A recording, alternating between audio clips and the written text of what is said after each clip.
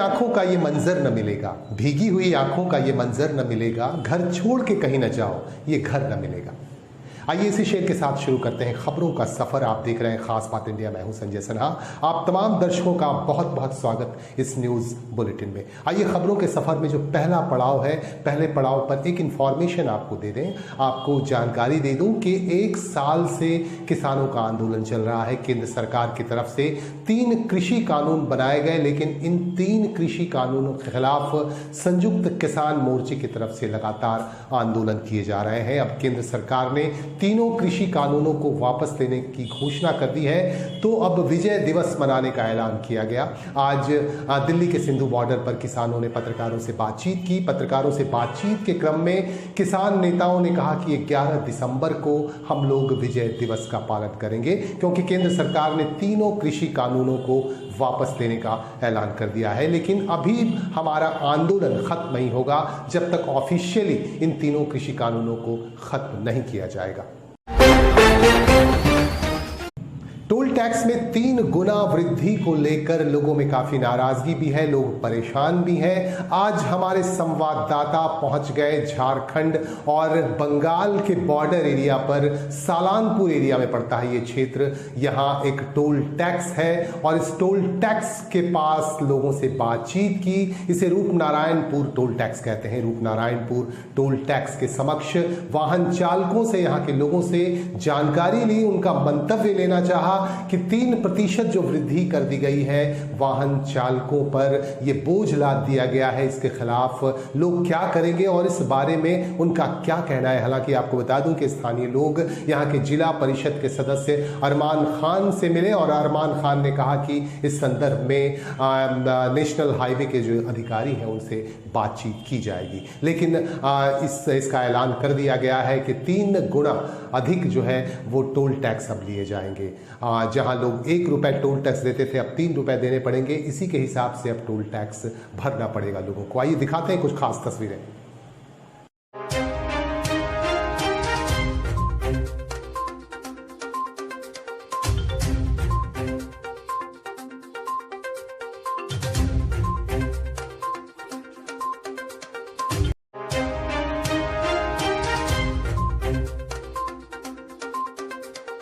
जो भी toll tax बढ़ा उसको लेकर क्या क्या असुविधा हो रहा है? देखिए, इतना तो बढ़ना नहीं चाहिए।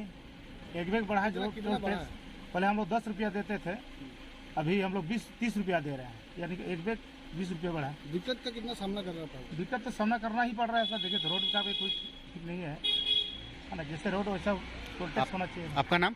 मेरा नाम सिद्धेश्वर मरांडी। উঠে আসছে কি রূপনারায়ণপুর যে টুল ট্যাক্স, আমাদের সেই টুল ট্যাক্সের মূল্য বৃদ্ধি যেটা ছিল সেটা বাড়ানো হয়েছে, তো এই নিয়ে আপনি কি বলবেন? মূল্যবৃদ্ধি মানে তাদের টুল ট্যাক্সের রেটটা। হ্যাঁ, তো এটা প্রায় 2-2.5 মাস আগে একটা অর্থ মিটিং হয়েছিল আমাদের জেলা পরিষদে। তো এই যে এজেন্সি যে আছে, এজেন্সি কয়েকবার একটা অ্যাপ্লিকেশন দিয়েছিল যে তাদের রেটটা বাড়ানো হোক। অন্য অন্য পঞ্চায়েত, অন্য সমিতিতে, যেমন কাকসা একটা সমিতি টুল ট্যাক্স আছে, সেখানে একটা অনেক বেশি, অথচ জেলা পরিষদ এটা অনেক কম ছিল আছে। এটাও একটা কারণ দেখেছিল। আর সেকেন্ড কারণ ছিল যে করোনার জন্য অনেক গাড়ি ঘোড়া কমে গেছিল। তো এরা একটা কারণ দেখেছিল যে আমাদের যা খরচা, তো খরচা তো অ্যাজ ইট ইজ আছে, কিন্তু গাড়ি ঘোড়া কমাতে আমাদের ইনকামটা কমে গেছে। তো সেই পরিপ্রেক্ষিতে একটা অর্থ মিটিংয়ে একটা সিদ্ধান্ত হয়েছিল যে রেটটা বাড়ানো হবে। রেটটা বাড়ানো হয়েছে। এবার রেটটা কত বাড়ানো হয়েছে সেটা আমার টোটাল নেই, ধারণাটা নেই। এটা আমি জেনে নিচ্ছি। আমি সোমবার বা মঙ্গলবার আমি জেনে নিচ্ছি রেটটা কত বাড়ানো হয়েছে, এবং যদি কোথাও কোনো থাকে, মানে কমিউনিকেশন গ্যাপ থাকে, সেটা চেষ্টা করবো আমাদের জেলা পরিষদে এটাকে আলোচনা করে এটাকে সলভ। সাধারণ মানুষের আরেকটা অভিযোগ আসছে কি আমরা টুল ট্যাক্স এত দিচ্ছি, তা সত্ত্বেও ওই রাস্তাটার অবস্থা বেহাল হয়ে আছে।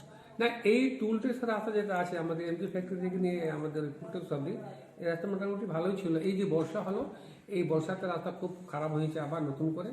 আমি আবার নতুন করে বলেছি, তো যেহেতু অনেক ছুটি ছিল, দুর্গাপূজা, কালী পুজো, ছট পুজো, এবারে হয়তো এটা একটা সংস্কারের কাজ হবে। আমি বলছিলাম এই যে জেলা পরিষদের রাস্তাটা, এই টুল ট্যাক্সে মানে আমাদের এই রূপনারায়ণপুর থেকে টুল ট্যাক্স পর্যন্ত কতটা রাস্তা এটা? এটা প্রায় 1.5 কিলোমিটার। তো এই রাস্তা নিয়ে কোনো পরিকল্পনা আপনারা? না, রাস্তা তো আমাদের তো সংস্কার করা হয়েছিল, 2 বছর আগে সংস্কার করা হয়েছিল, রাস্তা ঠিকই ছিল। এই হ্যাবক যে বৃষ্টি হলো, এই বৃষ্টিতে রাস্তাটা খারাপ হয়েছে, আবার খুব তাড়াতাড়ির মধ্যে এটাকে আমরা সংস্কার করাবো। अब हम आपको आगे लिए चलते हैं। हमारे पास एक खबर आ रही है झारखंड से। झारखंड के निरसा विधानसभा क्षेत्र से हमारे संवाददाता प्रमोद झा ने खबर भेजी है कि आखिरकार खास बात इंडिया के खबर का असर हुआ। आपको बता दूं कि खास बात इंडिया में ये खबर प्रसारित की गई थी कि कुमारधुबी बाजार में अवैध अतिक्रमण के खिलाफ बंदिशें लगाई जाएंगी, अवैध अतिक्रमण हटाए जाएंगे।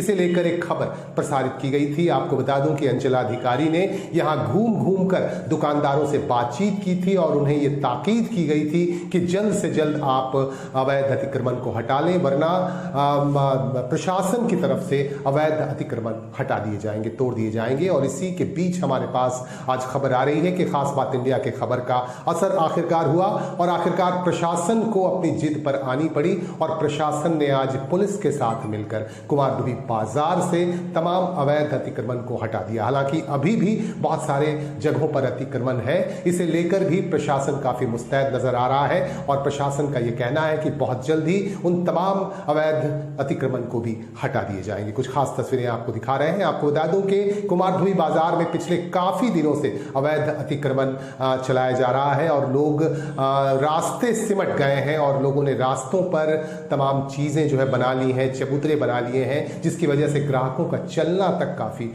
दूभर है। आइए दिखाते हैं कुछ खास तस्वीरें।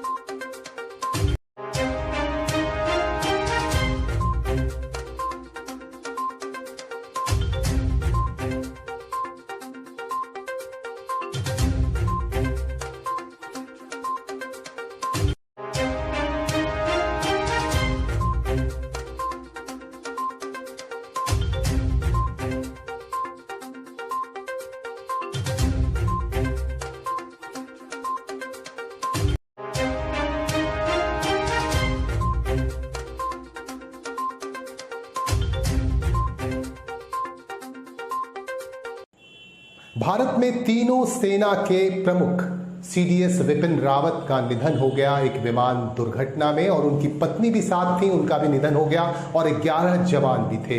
इन तमाम लोगों के निधन से पूरे देश में काफी लोग मर्माहत हैं, पूरे देश में मातम का माहौल है, श्रद्धांजलि दी जा रही है कई संगठनों की तरफ से। हमारे पास खबर आ रही है झारखंड के निरसा विधानसभा क्षेत्र से।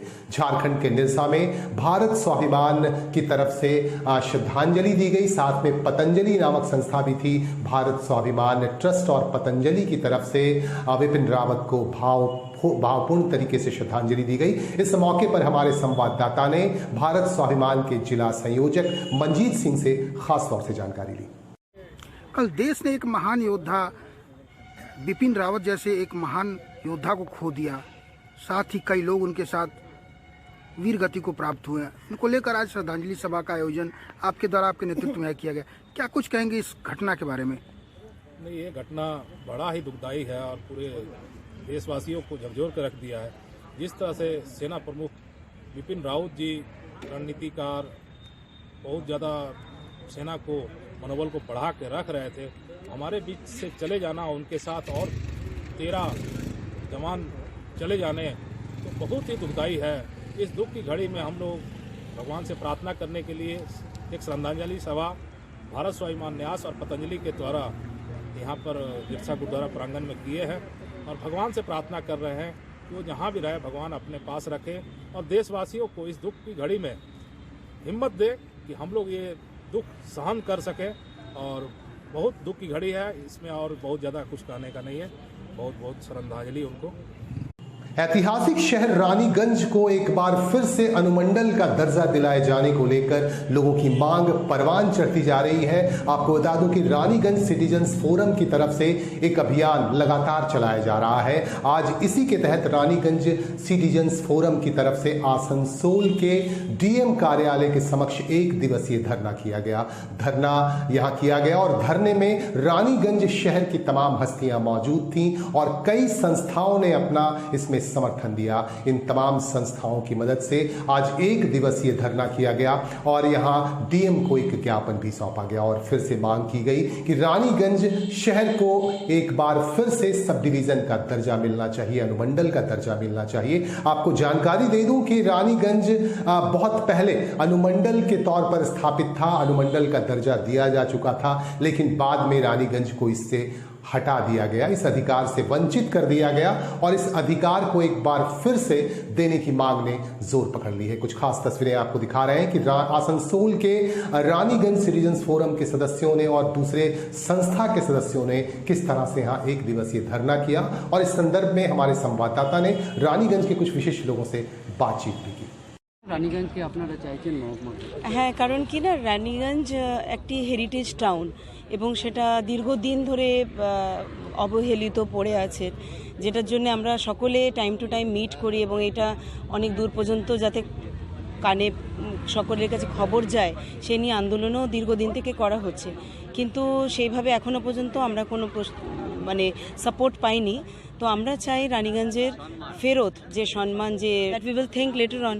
पहले आज तो देखे आज का रिस्पांस हम लोग को क्या मिला, but we need Raniganj to be highlighted as a cultural heritage town.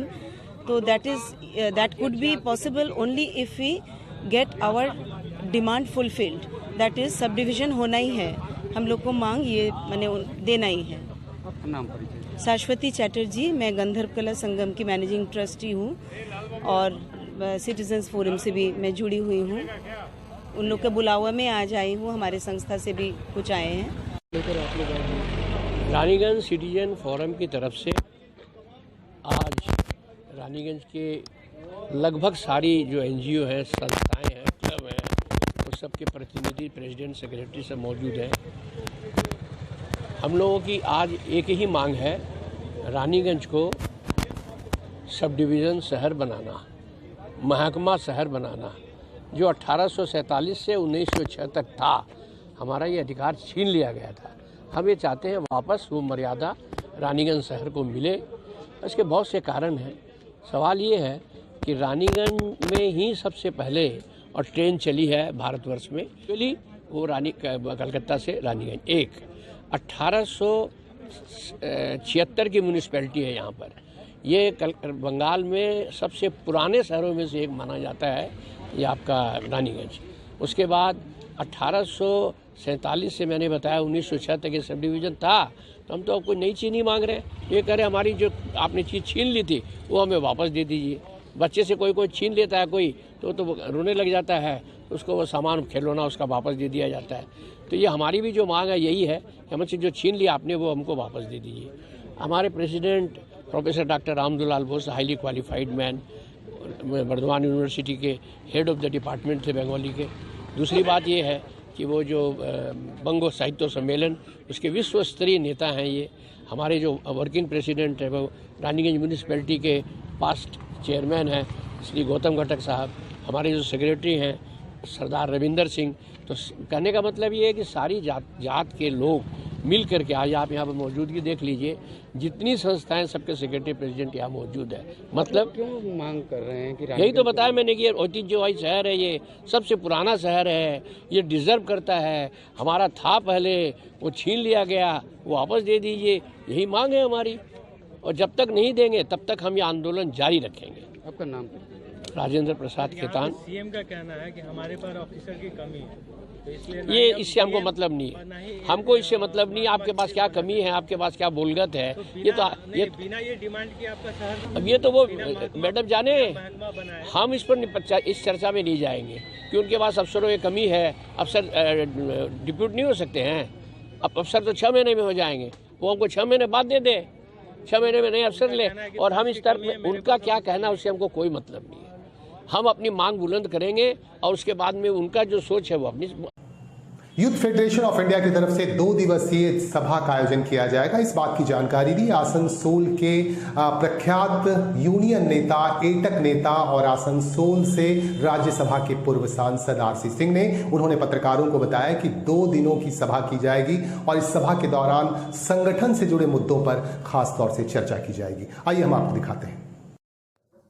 कोलिरी मजदूर सभा AITC की कार्यकारिणी की बैठक है और इस बैठक में हम लोग बातचीत कर रहे हैं कि हमारे कोल इंडिया के जो चेयरमैन हैं प्रमोद महाजन जी, बात करते समय वेतन कमेटी की जब बात हो रही थी, प्रमोद अग्रवाल वेतन कमेटी का बात करते समय उन्होंने कहा था कि नया वेतन की बात छोड़ दीजिए, ECL, BCCL और CCL ही घाटे में चल रही हैं और लगता है कि दोबारा BFR में चला जाएगा। तो हम लोग एक लिस्ट भी निकाल कर दिया है करीब 30-38 माइंस का, जो काफ़ी 1 टन कोयला निकालने में 6,000 से लेकर के 9,000 रुपया तक, 12,000 रुपया तक, 21,000 रुपया तक का खर्चा बैठता है। तो इसका जो श्रेय है वो मजदूरों पर लादना चाहते हैं, जबकि हम लोग का कहना है कि प्रोजेक्शन करना मैनेजमेंट का काम है। हम अगर कोयला तुम देते हो, गाड़ी तुम देते हो, नहीं उठाते होंगे तो मेरा दोष हो सकता है, लेकिन अगर प्रोजेक्शन ही तुम्हारा गलत है तो तुम्हारा दोष है इसमें। ये मैनेजमेंट इसका श्रेय अपने नहीं ले रहा है और हम लोग को BFR की तरफ ढकेलना चाहता है। हम लोग यहाँ पर बैठे हैं कि हमारी माइंस को बंद करने की साजिश हो रही है। जो एम्प्लॉयमेंट वगैरह होता था उसमें काफ़ी डिले किया जा रहा है। मेडिकल ग्राउंड पर नौकरी होता था उसको बंद कर दिया गया। टोटली जो जिनको कैंसर हो गया है, जो चल नहीं सकते हैं, उनको भी उनके बदले उनके लड़कों की नौकरी नहीं हो पा रही है। तो हमसे एक एक चीज़ करके छीनी जा रही है और इसमें मैनेजमेंट कह रहा है कि BFR में जा सकते हैं। तो हमारे सामने खतरा आ गया, इसलिए हम लोग यहाँ बैठे हुए हैं, बात कर रहे हैं कि इससे हम लोग कैसे उबरेंगे।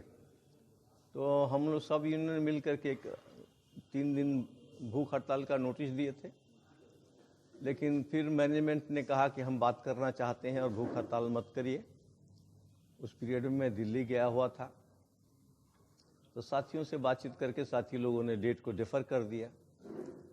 2 दिन पहले CMD साहब ने डेट दिया था बात करने के लिए, लेकिन उन्होंने कहा कि हमको ज़रा राजमहल जाना है, DM से बात करना है लैंड के बारे में, इसलिए आज की मीटिंग छोड़ दीजिए। वहाँ से आने के बाद से उनको फुर्सत है दूसरी यूनियन से बात करने के लिए, दूसरे लोगों से बात करने के लिए। लेकिन हम लोग जो इस हंगर स्ट्राइक का नोटिस दिए थे, यानी आंदोलन की जो नोटिस दिए थे, उस पर बात करने के लिए अभी तक CMD को फुर्सत नहीं मिला है। बंगाल के जो सर्व भारतीय नौजवान सभा है उनका सम्मेलन है और खांडरा में होना है, बर्दवान जिला में ही होना है, तो उसके बारे में भी थोड़ा हम लोग बातचीत करेंगे कि कैसे इसको सुचारू रूप से बढ़िया से हम लोग। यही लड़ाई है हमारे सामने। दिव्यांगों में कृत्रिम अंग और कैलिपर वितरण का फैसला किया गया है आसनसोल सिटी शाखा मारवाड़ी युवा मंच की तरफ से। और मारवाड़ी युवा मंच आसनसोल सिटी शाखा की तरफ से आज पत्रकारों से बातचीत की गई। पत्रकारों से बातचीत के क्रम में सिटी शाखा के पदाधिकारियों ने इस तरह की जानकारी दी और कैसे इसे आयोजित किया जाएगा, इन तमाम बातों पर पत्रकारों के सवालों के जवाब दिए गए। आइए हम आपको दिखाते हैं कुछ खास तस्वीरें कि इनका क्या कहना है। यहाँ मौजूद पदाधिकारियों ने किस तरह की और जानकारी दी। দেখুন আজকে আমরা যে প্রেস মিট ডেকেছি আপনারা জানেন, আমাদের যারা মারওয়াড়ি যুব মঞ্চ আসানসোল সিটি ব্রাঞ্চের সদস্যরা আছেন তাদের মুখে আপনারা শুনলেন যে আগামী 21, 22, 23 ডিসেম্বর একটা অনুষ্ঠান রাখা হয়েছে। সেই অনুষ্ঠান আপনারা জানেন যে আমাদের এই পশ্চিম বর্ধমান জেলায় বহু মানুষ এমন আছেন যারা সেই মানুষগুলো যে তাদের যে হাত কিংবা বডি পার্টসের যে কোনো বডি আর তাদের যে ক্ষতি হয়েছে এবং তারা যে কারো সাহারা নিয়ে চলছে, সেটাকে একটা পরিপূর্ণ রূপ দেওয়ার জন্য আজকে এই অনুষ্ঠান ওনারা রেখেছেন।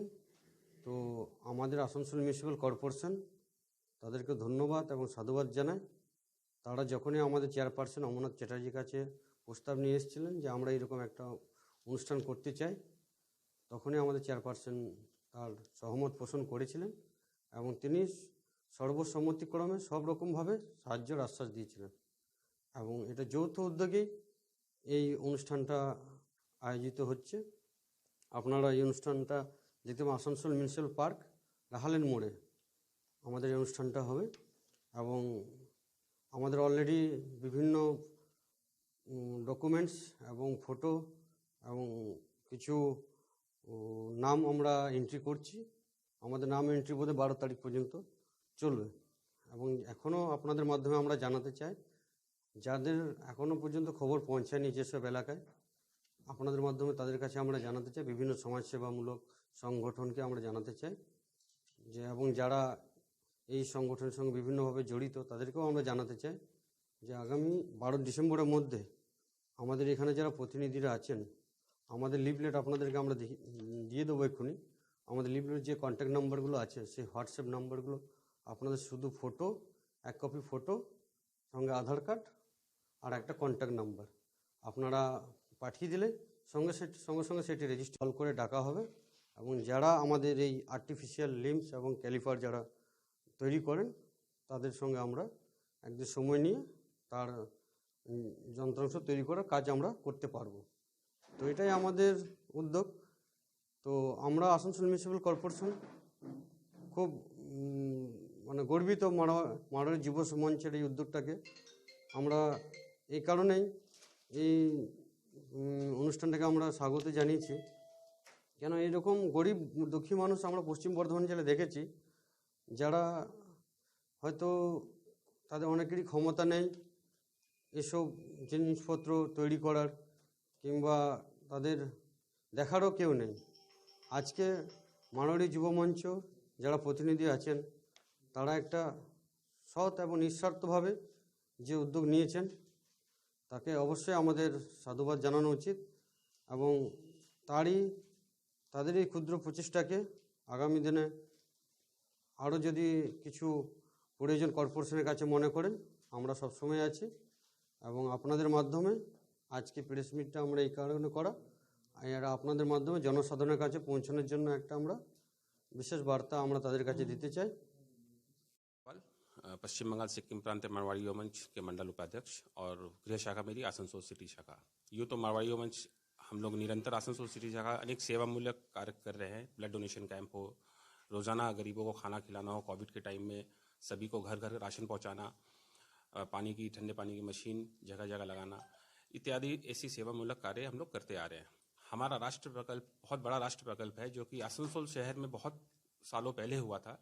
उस प्रकल्प को ये हम लोग का ड्रीम प्रोजेक्ट जिसको हम लोग बोल रहे हैं कृत्रिम अंग प्रत्यारोपण यानी free artificial limb donation camp हम लोग करने जा रहे हैं। जितने भी दिव्यांग भाई बहन बच्चे हैं उनको हम एक स्वावलंबी बनाने का एक छोटी सी कोशिश है कि वो किसी का सहारा नहीं लेके खुद अपने पैरों पे चले। माने किसी का पैर नहीं है, किसी का हाथ नहीं है या कोई पोलियो ग्रस्त है पर उनको कैलिपर भी लग जाए। तो ये एक प्रकल्प हम लोग मारवाड़ी मंच लेके आए हैं। इसमें आसनसोल म्यूनिसिपल कॉर्पोरेशन के सहयोग से और श्री श्याम सेवा से ट्रस्ट के सहयोग से ये हम लोग कैंप लगाने जा रहे हैं 21, 22 और 23 दिसंबर को श्याम मंदिर प्रांगण में। 21 और 22 को हम लोग का मेजरमेंट और मेकिंग का प्रोग्राम है और फाइनल प्रोग्राम जो डिस्ट्रीब्यूशन का होगा वो हमारा राहलेन म्यूनिसिपल पार्क में होगा। तो सभी आप प्रेस के माध्यम से मैं सभी लोगों को ये सूचित करना चाह रहा हूँ और ये प्रोग्राम में ज़्यादा से ज़्यादा संख्या में लोग जुड़े और जितने भी लोग दिव्यांग आएंगे हम लोग उनको कोशिश करेंगे कि सभी का हम लोग सेवा कर पाए। धन्यवाद। टीसीएल के सातग्राम एरिया के जेके नगर कोलियरी में एक सुरक्षा प्रहरी की मौत हो गई। मौत के बाद परिजनों ने यहां प्रबंधन कार्यालय के निकट प्रदर्शन किया और लाश के साथ प्रदर्शन किया और मुआवजे की मांग की। साथ में परिवार के एक सदस्य को नौकरी देने की भी मांग की गई। आखिरकार प्रबंधन ने इनकी मांगें मान ली और ये तय हुआ कि परिवार के एक सदस्य को नौकरी दी जाएगी, साथ ही मुआवजे की राशि भी दी जाएगी। आपको एक बार फिर से बता दें कि यहाँ सुरक्षा प्रहरी ललन राय की की मौत हो गई। अचानक उनकी तबीयत खराब हो गई आज सुबह और तबीयत खराब होने के बाद उन्हें अस्पताल ले जाया गया, जहां उनकी मौत हो गई। इसके बाद प्रबंधन ने मांगे मान ली हैं और दोनों मांगे मान ली हैं प्रबंधन ने। यहां मुआवजे की राशि भी दी जाएगी और परिवार के एक सदस्य को नौकरी भी मिलेगी।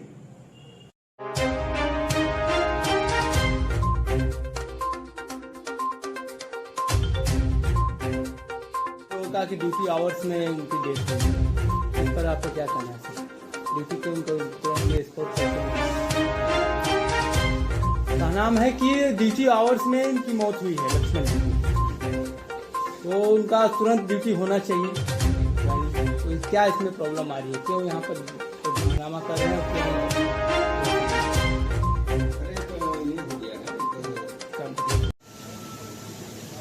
आपके पिताजी की तबीयत कब खराब हुई थी?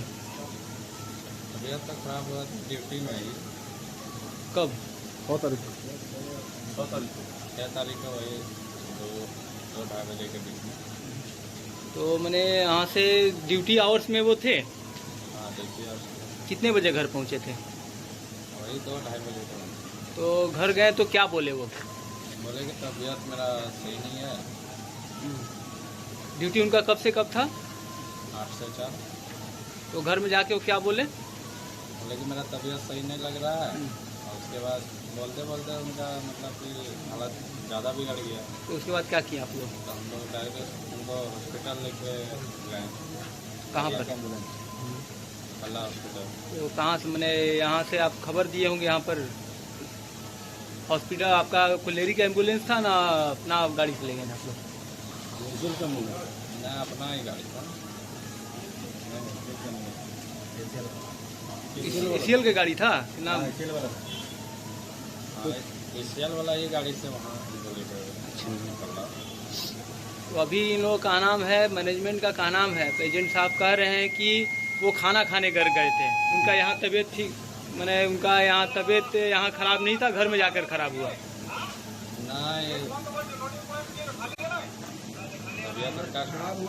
तबीयत खराब हुआ तब गए वहाँ पे। आपका नाम? मेरा नाम बलदेव है। आपका इनके क्या बड़े लड़के हैं? हाँ। Thank you. इन दिनों पूरे पश्चिम बंगाल में सेफ ड्राइव सेफ लाइफ की मुहिम चलाई जा रही है। पश्चिम बंगाल सरकार की तरफ से जगह जगह अवेयरनेस कार्यक्रम किए जा रहे हैं। इसी के दौरान अंडाल से हमारे पास से खबर आ रही है। अंडाल से हमारे संवाददाता नवाब सिद्दीकी और रानीगंज के हमारे संवाददाता फैजान सिद्दीकी ने संयुक्त रूप से हमारे पास से खबर भेजी है कि यहाँ अंडाल में ट्रैफिक विभाग की तरफ से एक अभियान चलाया गया और इस अभियान के तहत लोगों को जागरूक किया गया और लोगों को ये बताया गया कि अगर आप अलर्ट नहीं रहते हैं, अगर आप सतर्क नहीं रहते हैं तो किसी भी पल हादसे के शिकार हो सकते हैं।